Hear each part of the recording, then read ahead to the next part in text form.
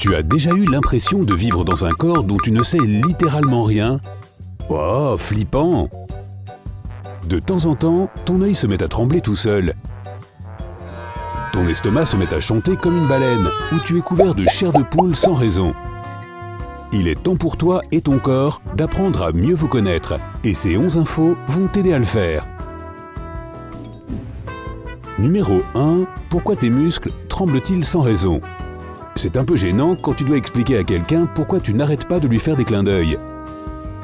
Si ton œil commence à trembler de temps en temps, c'est le signe que tu fais face à du stress ou que tu as du mal à bien dormir. Sinon, tu as probablement bu trop de café ou mangé tout récemment quelque chose d'extrêmement sucré. Le tic en lui-même est inoffensif. Il est causé par la fatigue musculaire et la trop forte stimulation de ton cerveau. 2. Pourquoi tremble-t-on quand il fait froid? Nous avons tous déjà claqué des dents ou eu les jambes qui tremblaient quand nous avions froid. Cela se produit parce que tous tes muscles bougent légèrement mais rapidement pour générer un peu de chaleur par friction. Frotte-toi les mains s'il fait froid et elles se réchaufferont. C'est la même chose mais à une plus petite échelle. Ton cerveau est celui qui contrôle. Il détecte la température de ta peau. Si elle est supérieure à 36,6 degrés Celsius, un signal sera envoyé pour déclencher la transpiration. Si au contraire la température est plus froide, un signal sera envoyé à tes muscles pour qu'ils se mettent à trembler. Numéro 3. Pourquoi ta jambe s'endort-elle? Ça fait un peu peur quand tu te lèves de ton bureau et que tu as l'impression qu'une de tes jambes ne sert plus à rien. Pour une quelconque raison. Pas de panique, nous savons tous qu'elle se réveillera sous peu. Même si tu vas passer par un manque total de contrôle et quelques instants d'inconfort. Cela est dû au fait que tu étais assis dans une position bizarre. Ta façon de t'asseoir a limité la quantité de sang qui pouvait atteindre ta jambe. En seulement 10 minutes, sans circulation sanguine adéquate, l'engourdissement se manifeste. Et cette sensation désagréable que tu ressens par la suite est celle du sang qui revient dans chaque partie de la jambe. Oui, les fourmis. Numéro 4. Pourquoi tes yeux sont humides quand tu te réveilles? Et parfois, ce n'est pas que ça. Tu peux aussi te réveiller avec de petites croûtes dans les coins des yeux. Tout cela est dû à la même raison. En fait, quand tu dors, tu ne gardes pas toujours les yeux fermés. Pour compenser l'absence de protection et éliminer toute la poussière qui pourrait se déposer sur tes yeux pendant la nuit, des glandes spéciales dans les coins des yeux produisent des larmes. Et lorsque tu te sens fatigué et que tu te prépares à aller dormir, tes yeux pleurent à force de bâiller. Le bâillement exerce une pression sur les glandes lacrymales et en même temps bloque les larmes sur leur chemin habituel vers nos yeux. Voilà pourquoi elles sortent dès que tu as fini de bâiller.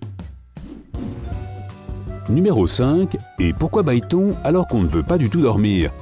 En fait, le bâillement n'est pas seulement censé se produire lorsque tu as sommeil ou que tu t'ennuies, mais ce sont les raisons les plus courantes. Une petite curiosité, les parachutistes bâillent souvent juste avant de se préparer à sauter de l'avion. Je n'appellerais pas ça un bon moment pour faire une sieste. Et je ne dirais pas non plus que le parachutisme est la chose la plus barbante qui soit. Et c'est un de ces jours. Le bâillement consiste essentiellement à étirer la mâchoire et à inhaler aussi profondément que possible. Ces deux actions font monter le sang dans tes vaisseaux jusqu'à la tête et le liquide céphalorachidien passe par ta colonne vertébrale. Bizarrement, c'est un moyen pour ton corps de te secouer. Chaque fois que tu te sens stressé ou anxieux, il se peut que tu bâilles pendant que ton corps se prépare à y faire face. Le bâillement a aussi des raisons psychologiques. Tu as sans doute remarqué qu'il peut être contagieux. C'est parce que nous sommes une espèce très sociale. Et que, de ce fait, nous avons tendance à synchroniser nos cycles de sommeil les uns avec les autres. Bref, lorsqu'une personne commence à bâiller à cause de la fatigue, elle envoie un signal de fatigue aux autres et rend tout le monde endormi. En fait, bâiller, c'est magique. Numéro 6. Qu'est-ce qu'un flotteur oculaire? As-tu déjà vu ces étranges mouches fantômes qui semblent se balader juste devant tes yeux? Ou peut-être même dans tes yeux? Ne crains rien, ce ne sont pas des mouches. Ce sont des flotteurs oculaires. Ils sont particulièrement faciles à voir si tu regardes le ciel bleu ou d'autres paysages clairs et lumineux. Les flotteurs ne sont pas exactement des objets.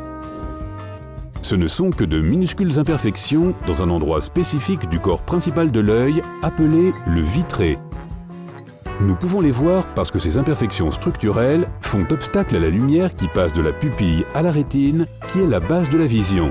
Donc inutile de te précipiter chez l'ophtalmo la prochaine fois que tu les verras. Ils sont en général parfaitement inoffensifs. 7. Pourquoi le fait de s'endormir donne parfois l'impression de tomber? Le pire réveil, c'est quand on sursaute d'un mouvement brusque avec cette sensation de tomber du lit ou même d'une falaise. En fait, cela se produit juste après que tu te sois endormi, au moment exact où tous tes muscles se détendent simultanément. Le cerveau peut le confondre avec un appel de détresse, car normalement, si tous tes muscles se détendent, tu tombes. Pour te préparer à la chute, ton cerveau enverra naturellement un tas de signaux rapides à tes muscles pour les faire fonctionner à nouveau. Ce phénomène a même un nom spécial. Les secousses hypniques. C'est la même chose qui se produit à une plus petite échelle quand tu t'endors et qu'une de tes jambes ou tes bras ont des spasmes. Numéro 8. Pourquoi tes jambes sont aussi lourdes que du plomb quand tu as peur? Quand tu es surpris ou effrayé, tes jambes peuvent devenir aussi lourdes que des troncs d'arbres. Ton cœur va s'emballer et ta peau va se couvrir de chair de poule. Toutes ces réactions sont le résultat du même processus, une réponse à l'adrénaline qui entre dans le sang. Lorsque l'adrénaline entre en action, elle déclenche ce qu'on appelle la réaction de combat ou de fuite.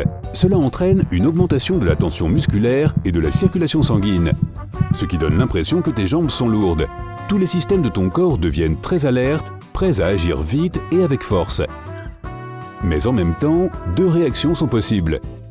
Courir comme un athlète olympique ou ne pas être capable de bouger un seul muscle. La raison en est qu'il y a deux types de réponses à une situation dangereuse. Tu peux y faire face en la surmontant ou tu peux l'éviter complètement. Numéro 9. Pourquoi tes doigts deviennent tout fripés à cause de l'eau? Parce que c'est plus pratique pour cueillir des fruits par temps de pluie avec des mains pareilles. Non, sérieusement, laisse-moi t'expliquer. Les ridules se forment lorsque de petits vaisseaux sanguins se resserrent sous la peau, mais ce n'est pas le plus intéressant. Les scientifiques ont découvert que si les nerfs de tes doigts sont endommagés, ces plis n'apparaîtront pas du tout, peu importe combien de temps ils ont été sous l'eau. Cela signifie que les ridules se forment à cause d'une réaction spécifique de notre corps à l'eau. Ce n'est pas seulement une question de qualité de la peau. Donc, il doit y avoir une raison biologique. Des tests plus poussés ont consisté à essayer d'attraper des billes de verre mouillées avec les mains sèches et avec les mains mouillées et fripées. Et ils ont prouvé qu'il est beaucoup plus facile de les attraper avec les mains humides. Il en va de même pour les pieds. Il est beaucoup plus facile et plus sûr de se tenir debout sur une surface mouillée avec les pieds tout fripés. Je suppose que c'est un moyen naturel de renforcer notre adhérence quand ça glisse. Numéro 10. Pourquoi nos articulations craquent-elles? Même si tu ne fais plus vraiment attention à ce bruit horrifiant à cause de ta propre mauvaise habitude de faire craquer tes articulations, tu le reconnaîtras toujours. Pour être honnête, c'est encore pire quand tu te lèves de ton bureau et que tu entends un clic comme si tu t'étais blessé ou brisé quelque chose.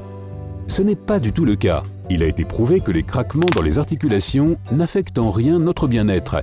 Les bruits de claquement et de craquement se produisent lorsqu'une force importante pousse sur une articulation, la pliant de façon à faire sortir une petite bulle de gaz, ce qui la fait dégonfler.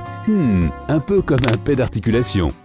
Cette bulle apparaît naturellement dans toutes les articulations de ton corps et ne constitue pas une menace, tout comme le craquement qui se produit.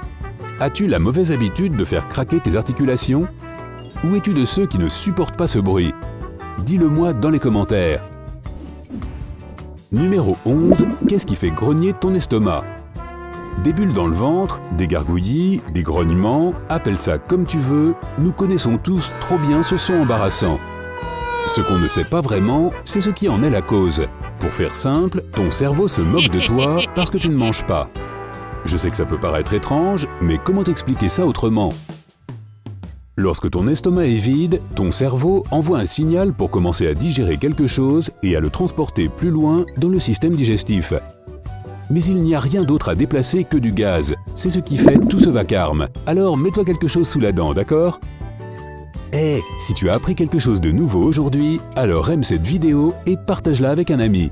Et voici d'autres vidéos que je pense tu vas adorer. Il suffit de cliquer à gauche ou à droite et n'oublie pas, reste du côté sympa de la vie.